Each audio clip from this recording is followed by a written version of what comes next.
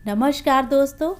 कहानियों की श्रृंखला में आज सुनेंगे मालती जोशी जी की कहानी सांझ की बेला पंछी अकेला। लेकिन उससे पहले मेरा आपसे विनम्र अनुरोध है कि अगर मेरे द्वारा सुनाई हुई कहानियाँ आपको अच्छी लगती हैं तो मेरे चैनल को सब्सक्राइब ज़रूर करें, लाइक करें और अपने दोस्तों और परिचितों में शेयर भी करें। बेल आइकन दबाना बिल्कुल भी ना भूलें। आज सुनिए सांझ की बेला पंछी अकेला। घर में पांव देते ही लगा कि यह सन्नाटा उन्हें लील जाएगा। वैसे देखा जाए तो ऐसा कोई सन्नाटा भी नहीं था। गेट पर ही गार्ड ने सैल्यूट मारकर अगवानी की थी। बरामदे में रामदीन हाथ बांधे खड़ा था।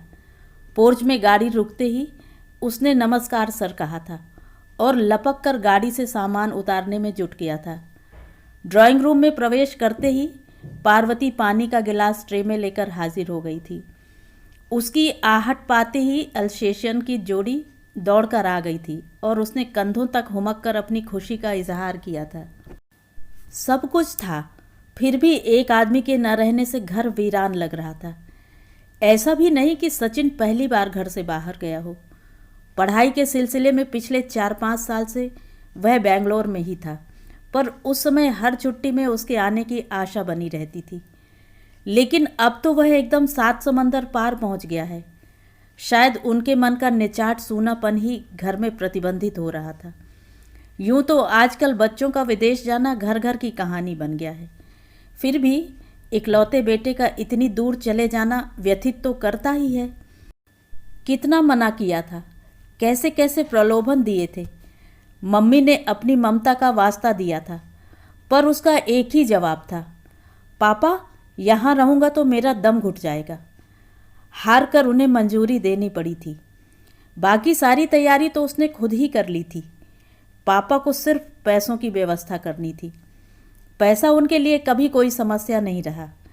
अब तक उन्होंने सचिन की हर इच्छा, हर मांग पूरी की थी। कभी कोई मलाल नहीं हुआ।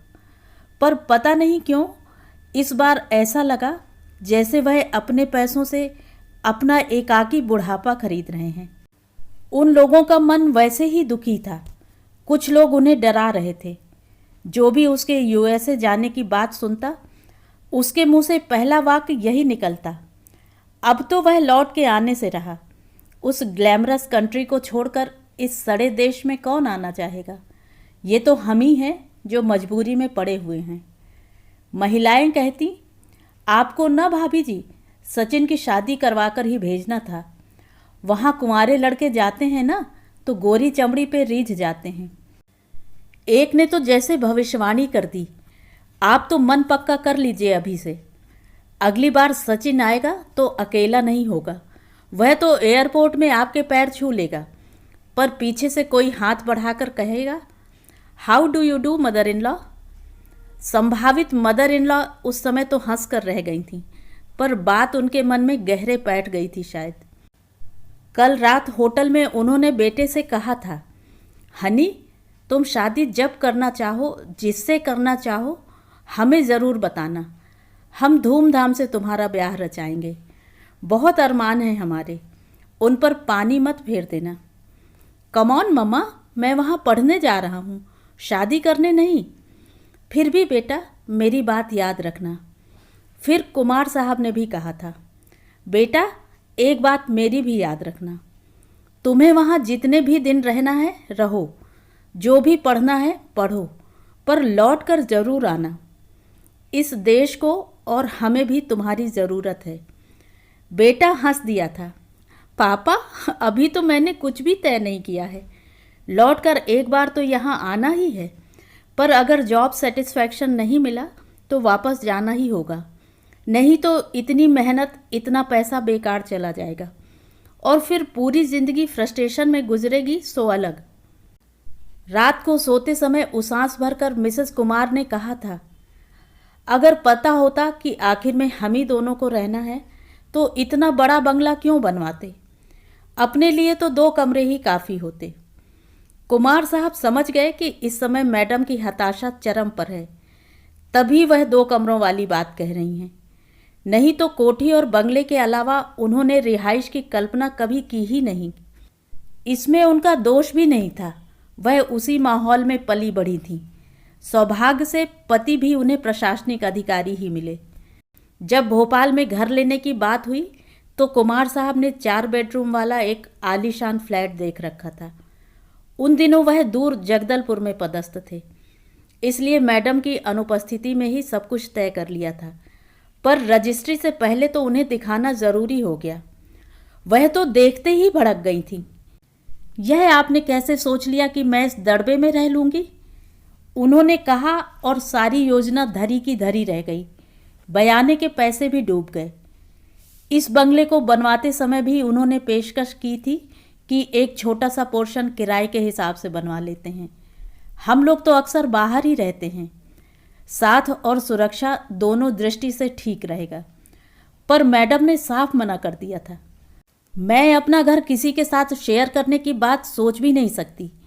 पता नहीं आप इस मिडिल क्लास मेंटेलिटी से उबरते क्यों नहीं? किराए का मतलब है घर का सारा ग्रैंडर, सारी डिग्निटी खत्म कर देना। और वही मिसेस कुमार अब 2 कमरों में रहने की बात कर रही हैं।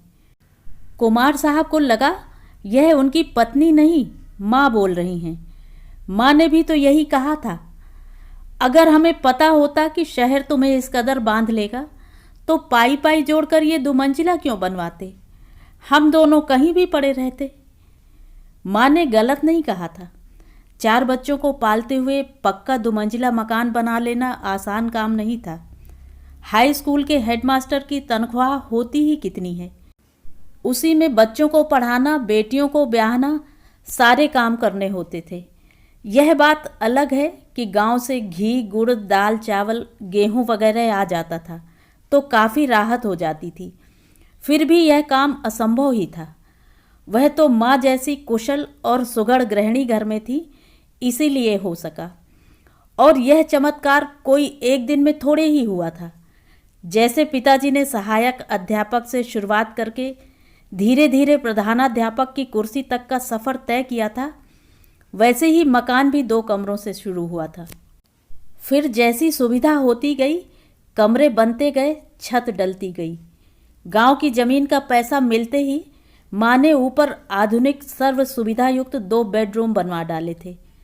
उन्होंने अपनी ससुराल में बहुत परेशानी झेली थी और उनकी इच्छा थी कि उनकी बहुओं को वैसा कष्ट न हो।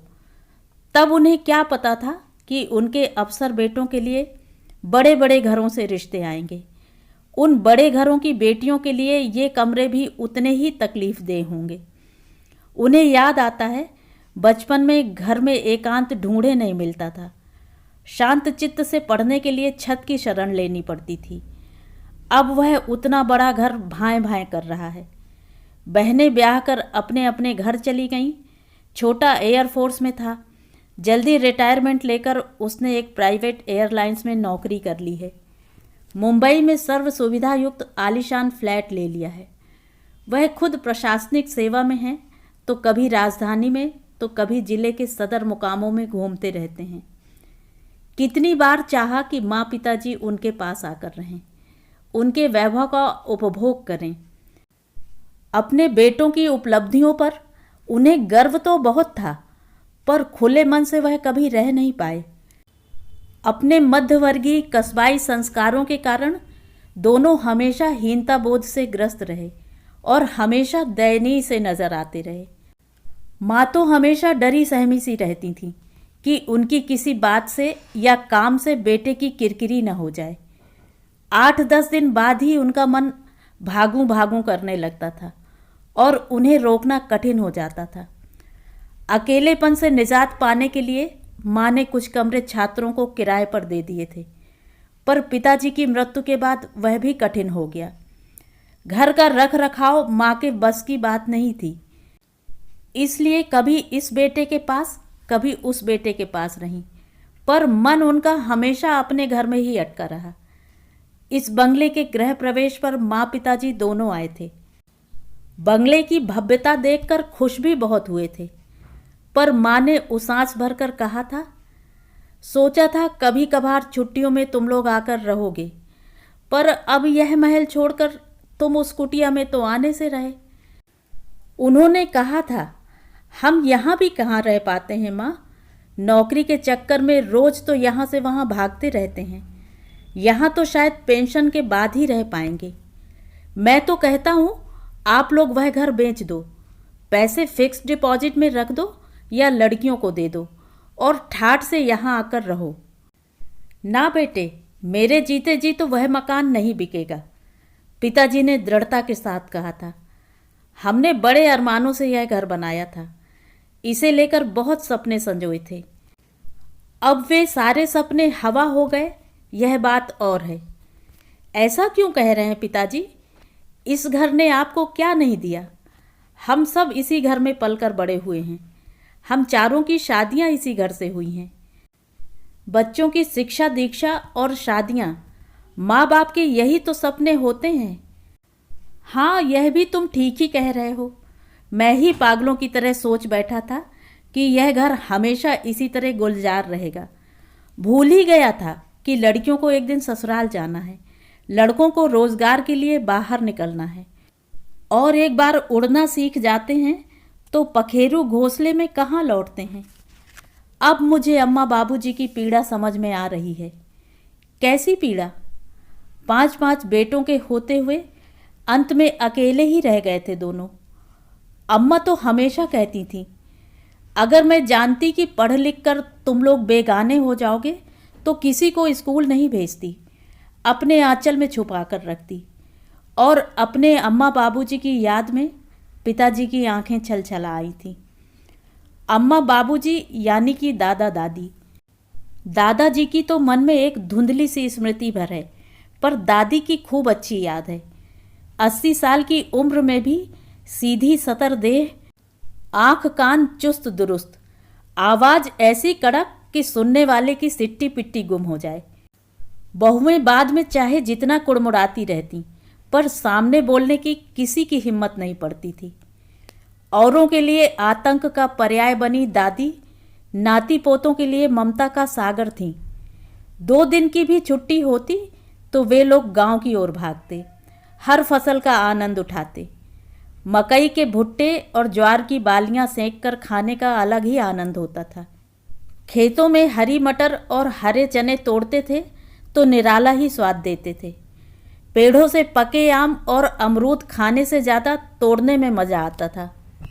खुली खुली हवा में घूमना, नदी में डुबकियां लगाना, कुएं से डोल भर भर कर नहाना, पेड़ों पर बंदरों की तरह उछल कूद करना, उनका पूरा बचपन इन्हीं स्मृतियों से भरा पड़ा है। उन्हें दुख है कि इन्हें कभी पत्नी के साथ शेयर नहीं किया जा सका। गांव जाने के लिए वे लोग बेसब्री से छुट्टियों की प्रतीक्षा करते थे, पर माँ को गांव जाना कभी नहीं भाया। वह केवल तभी जाती थी जब उनका जाना जरूरी हो। कहती, मैं अपने हिस्से का पहले ही रह चुकी हूँ, एकदम अघा गई हूँ।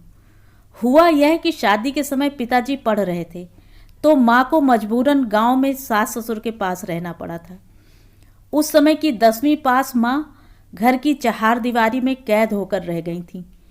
उनकी पढ़ाई लिखाई, सीना पिरोना, गाना बजाना सब रसोई में दफन होकर रह गया था।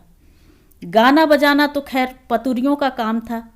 बड़े बुजुर्गों के सामने बहुओं का पुस्तक पढ़ना भी क्षम्य नहीं था। सिलाई कढ़ाई के लिए समय ही नहीं था। इन कलाओं का उपयोग तो माँ अपनी स्वतंत्र गृहस्थी में ही कर पाई थी। यहाँ तो बस काम काम और काम ही था। सुबह शाम चूल्हा चौका, सानी पानी, झाड़ू बुहारू में बीतता था। दिन दोपहर में रोज नए आइटम होते। आज धान पसाया जा रहा है, आज दाल दली जा रही है, बड़ियाँ तोड़ी जा रही हैं, पापड़ बनाए जा रहे हैं, तिल्ली धोई जा रही है, आम सुखाए जा रहे हैं। इसके अतिरिक्त बीनना, फटकना, लीपना पोतना तो था ही। माँ का अघाना स्वाभाविक था।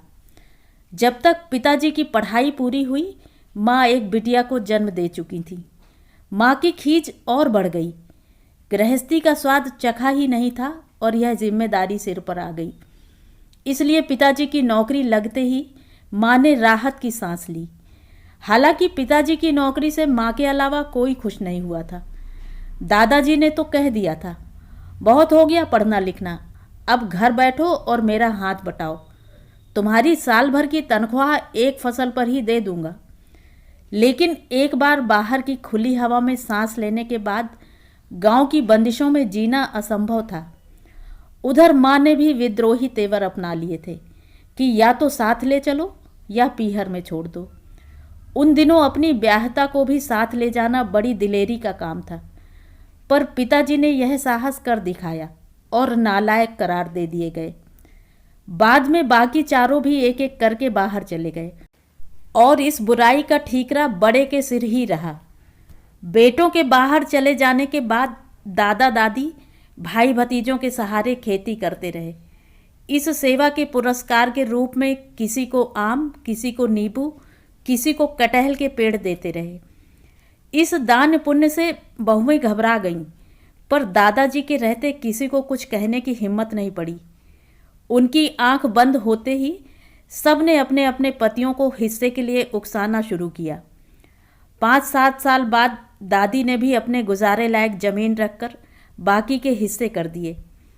अपने हिस्से की जमीन बेचकर माँ ने फौरन छत पर 2 बढ़िया कमरे बनवा डाले। जिन बहुओं के लिए ये कमरे बने थे उन्होंने शायद ही उन्हें कभी नवाजा हो। दादी के अंतिम वर्षों में पिताजी ने उन्हें बहुत बार मनाया कि अब मेरे पास आकर रहो, पर उन्होंने साफ मना कर दिया। कहती, अब आखिरी समय में मैं कहीं नहीं जाऊंगी, मेरा बुलावा कभी भी आ सकता है। पिताजी हंसकर कहते, बुलावा आना होगा तो वहाँ भी आ जाएगा, उसके लिए यहाँ रहने की क्या ज़रूरत है। वह कहती, वाह, वहाँ बुलावा आया भी तो किस काम का, वहाँ मुझे कौन जानेगा। गांव में मरूंगी तो सब कहेंगे बड़ी पंडिताइन मरी है, सारा गांव मुझे कंधा देने आएगा। दादी का कहना गलत नहीं था। उनकी मृत्यु पर सारा गांव रोया था। उनकी 13वीं पर तो जैसे उत्सव का माहौल था। भरे पूरे दरबार से जो गई थीं, बेहिसाब रसोई बनी थी। सुबह से लोग आ रहे थे, खाते जा रहे थे। मजे की बात तो यह कि इस महाभोज की सारी व्यवस्था दादी ने खुद कर रखी थी। उन्हें शायद अपने नादान बेटों और कंजूस बहुओं पर विश्वास नहीं था। आदमी मन में कैसे कैसे मोह पाल लेता है, मरने के बाद भी उससे मुक्ति नहीं मिलती। कुमार साहब को पता नहीं क्यों आज ये सारी बातें याद आ रही थीं। उन्हें लगा कि उनके घर में नया कुछ नहीं हुआ है, बस इतिहास अपने को दोहरा रहा है।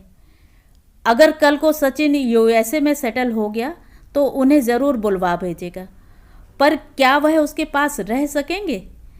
4-6 महीने घूम कर आना अलग बात है, पर अपने परिवेश से दूर, अपनी जड़ों से कटकर वहाँ सदा के लिए रहना क्या संभव है? No, never. यह बात शायद वे ज़रा जोर से कह गए। पास लेटी पत्नी ने उन्हें झिंझोड़ कर जगाया।